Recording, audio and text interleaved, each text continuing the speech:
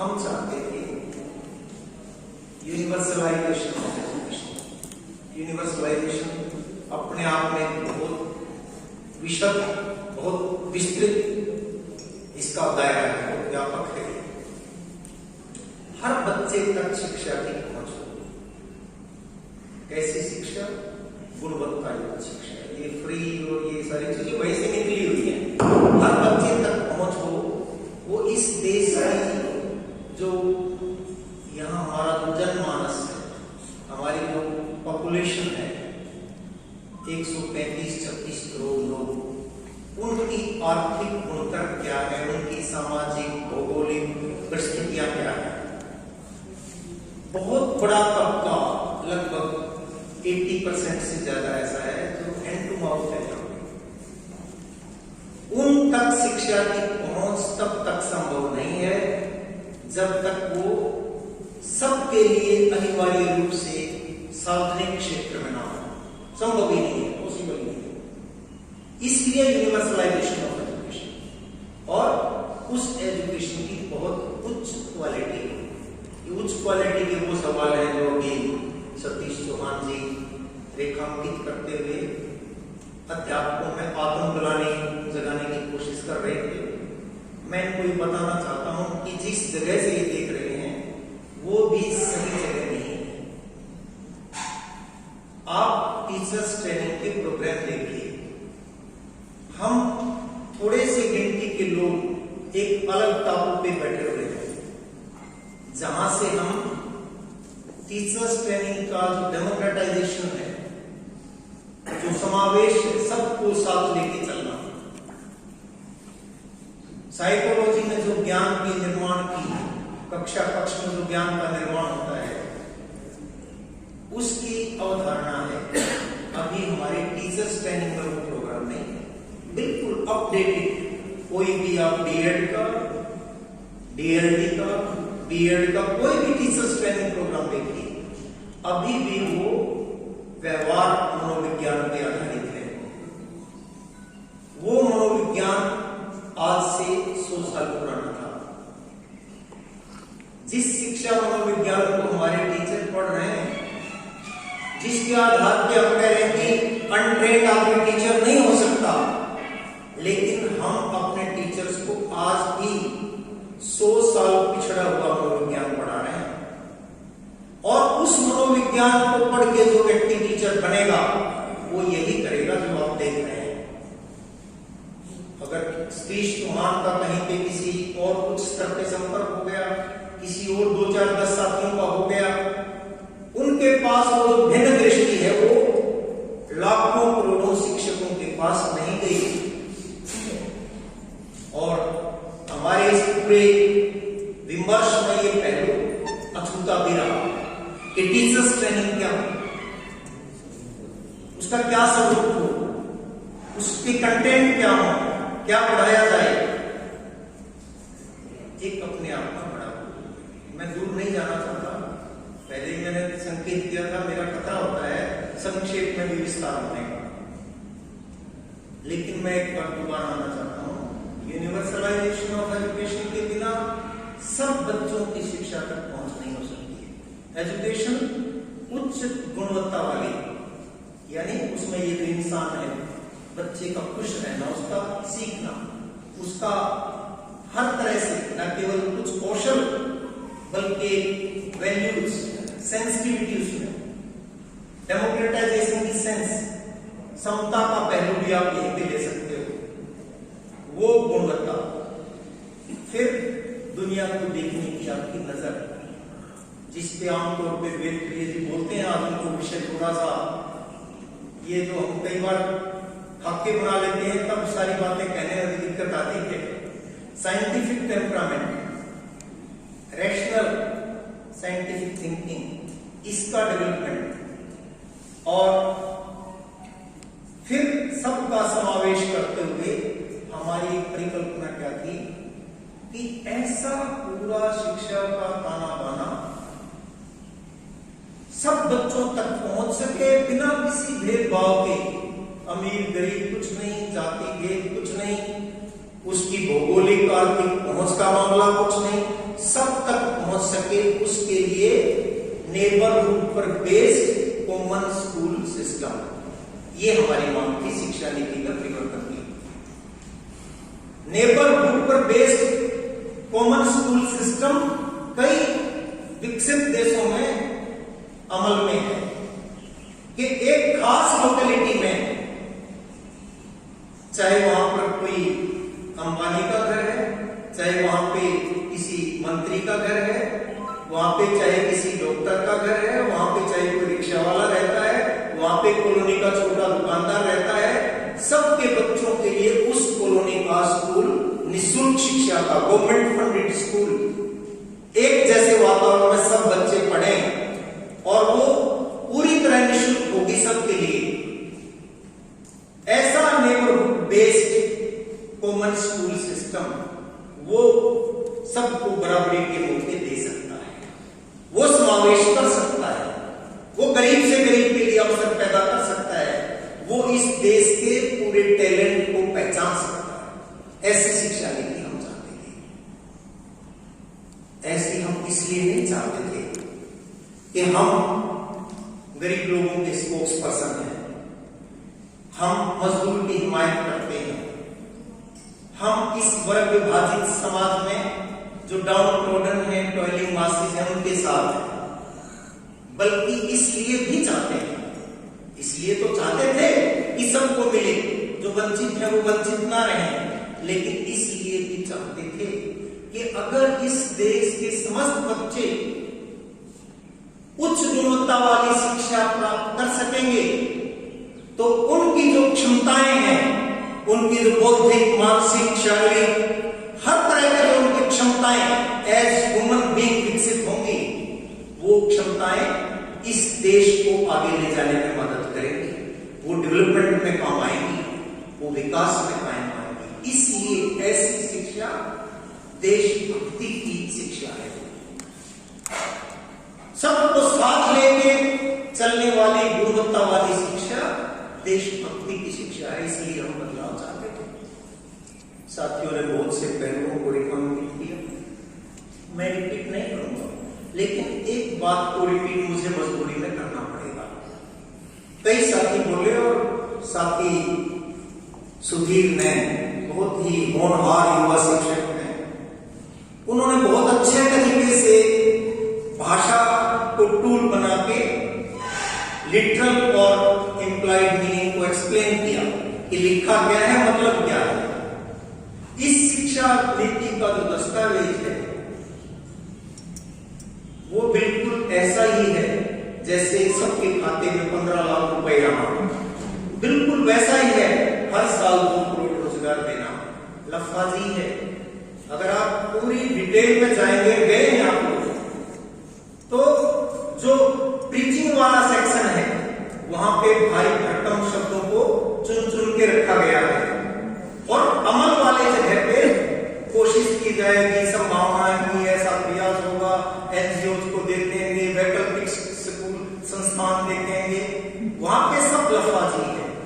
जहां अमल है वहां पे लफाजी है, और उसके भीतर संकेत है मार्केट के, बहुत स्पष्ट संकेत है, और वो अमल में आना शुरू हो चुके हैं। ये बहुत साथियों ने बता दिया। मुझे एक प्रकरण याद है, जब ये लॉकडाउन हुआ और फिर ये आ गया कि पढ़ाई खराब हो रही है बच्चों की, तो ऑनलाइन वगैरह वगैरह की जाए, तो हमारे में से जो बहुत अच्छे शिक्षक हैं, टैलेंटेड हैं और युवा हैं, उन्होंने काफी कुछ मेहनत की, बहुत क्रिएट किया, और वो उन्होंने अपने बच्चों तक पहुंचाने की भी चेष्टा की। ऐसी एक साथी सुधीर की ही पोस्ट पे मैंने एक टिप्पणी लिख दी थी, लेकिन इसके दूरगामी पहलुओं पे भी विचार करना चाहिए। तो कई टीचर्स ने जो अच्छा काम कर रहे थे, उन्होंने मुझे प्रत्युत्तर दिया कि जो अच्छा करना चाहते हैं आप उनका हौसला नहीं बढ़ा रहे। हो सकता है मेरा ऐसा कहने से हौसला कुछ खराब हुआ हो, लेकिन इस शिक्षा नीति के दस्तावेज में बहुत एरियाज होंगे जो ऑनलाइन के नाम पे टीचर्स की भर्तियां नहीं होंगी। कह सकते हैं साइंस जटिल सब्जेक्ट है, मैथमेटिक्स मुश्किल है, इसको साधारण शिक्षक अच्छे से नहीं पढ़ा सकता। हम छांट लेंगे सुधीर ने जैसे चुनिंदा होनहार लोग और वो ब्रॉडकास्ट करेंगे एक जगह से ऑनलाइन क्लासेस। तो मैथ के लिए ये चैप्टर, साइंस के लिए ये चैप्टर, अंग्रेजी के लिए ये चैप्टर ऑनलाइन ही होंगे, इनकी ऑफलाइन क्लासेस नहीं होंगी। नंबर ऑफ टीचर्स की संख्या बढ़ जाएगी, एक जगह से आपका चल रहा है। जब भी नई टेक्नोलॉजी आती है, अगर हम ये सवाल करते हैं तो प्रत्युत्तर में दूसरा सवाल आ जाता है कि आप प्रगति का प्रतिरोध कर रहे हो, आपको प्रगति, आपको नए विचार, नई टेक्नोलॉजी हजम नहीं हो रही है। लेकिन वास्तव में ये प्रश्न इतना बड़ा नहीं है। इस प्रश्न के पीछे जो मंशा है, अगर ऑनलाइन क्लासेस आएंगी, ऑनलाइन शिक्षा के पैकेज आएंगे, आप भी चुके बाजार में, उनसे कॉन्ट्रैक्ट हो जाएंगे, उनसे कॉन्ट्रैक्ट हो जाएंगे जो आज बाजार में आ चुके हैं। उनके लेसन, उनकी क्लासेस, उनके रिकॉर्डेड लेसन वो क्लासेस में चलेंगे। इवन ऑफलाइन क्लासेस में भी स्क्रीन पे चलेगा और टीचर की जरूरत नहीं होगी, फिर वहां पे एक आदमी बस बैठा रहेगा, बच्चों को समझ आ रहा नहीं आ रहा। ये जो पूरी लफाजी का सिस्टम है, इसको समझने के लिए आप बजट को भी ले सकते हो कंपोनेंट के रूप में। एक आंकड़ा सुधीर जी ने बड़ा अच्छा दिया, 5000 करोड़ से ज्यादा का एक्चुअल मतलब बजट में कमी की गई है पिछले साल में।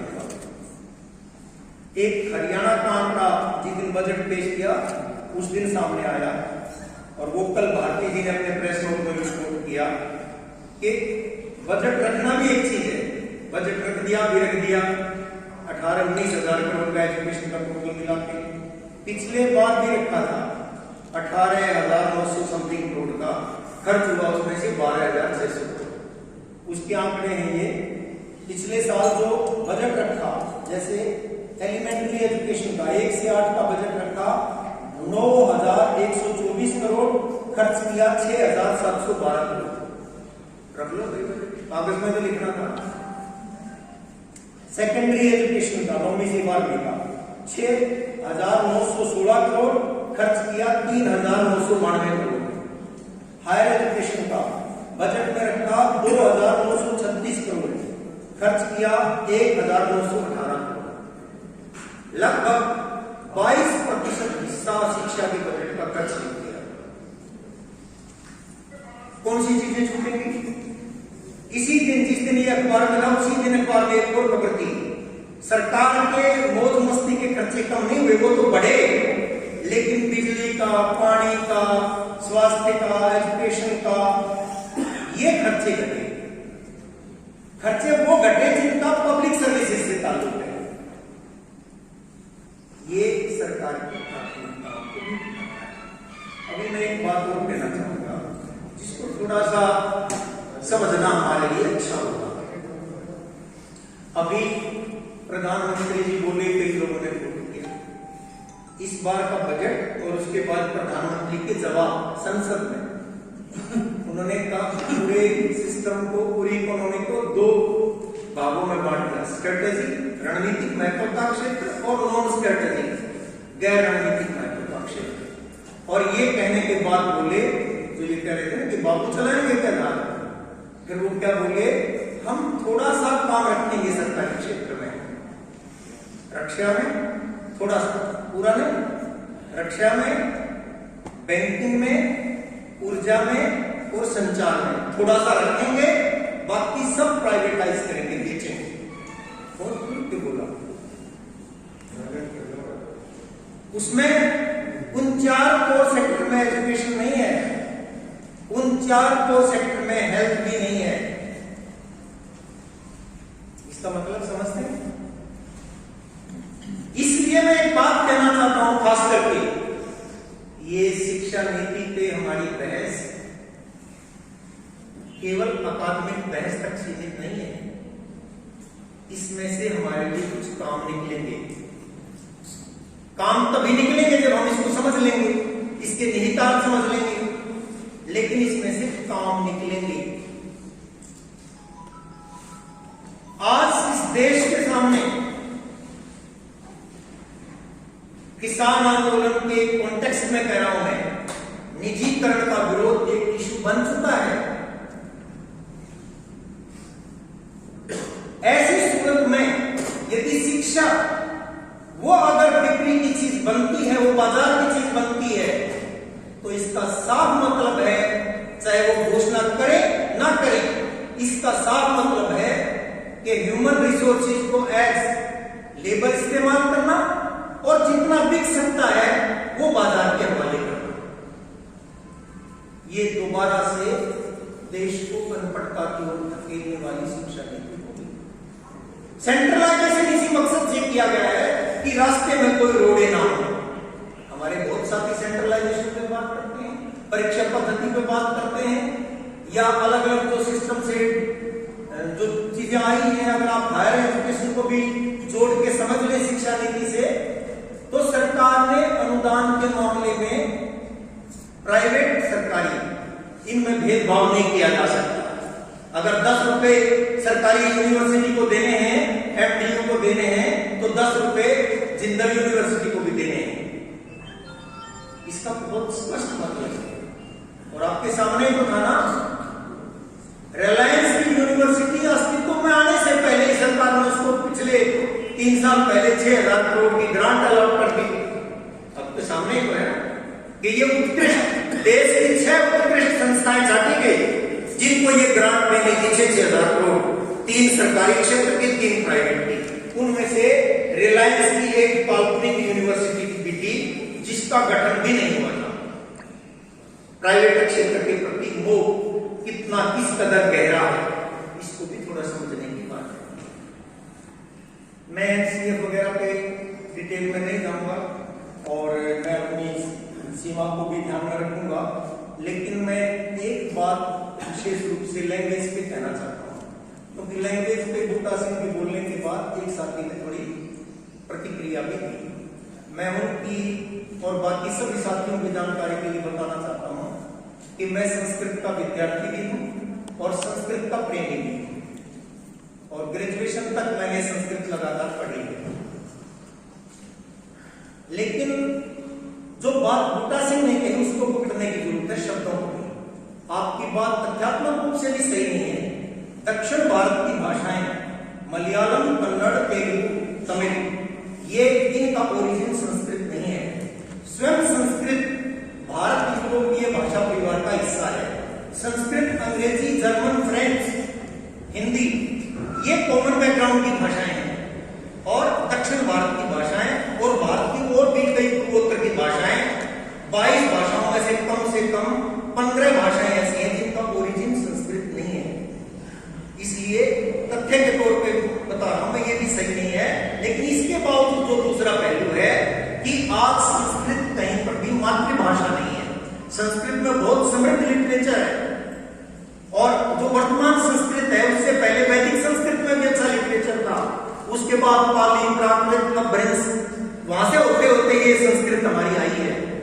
इसमें भी बहुत समृद्ध लिटरेचर है, लेकिन इसके बावजूद भी धीरे धीरे कलिष्ठता की वजह से, अन्य कारणों की वजह से अब संस्कृत मातृभाषा नहीं है किसी की। मातृभाषा केवल इसलिए नहीं होती कि वो यहाँ नहीं, मातृभाषा ऐसे होती है, एक मैं बहुत सरल तरीके से बताऊं। मैं यहाँ IIT में पढ़ाता था, हमारे पास संस्कृत के बहुत विद्वान शिक्षक थे, रिटायर हो चुके कुमार शास्त्री, बड़े अच्छे विद्वान हैं, यही रहते हैं दिन में। वो इसी तरीके से काफी संस्कृत के महत्व पे चर्चा, उस दिन भाषा का कोई विषय था बच्चों के संवाद का, उस पर बोल रहे थे। वो तो काफी जोर दे के बोल रहे थे।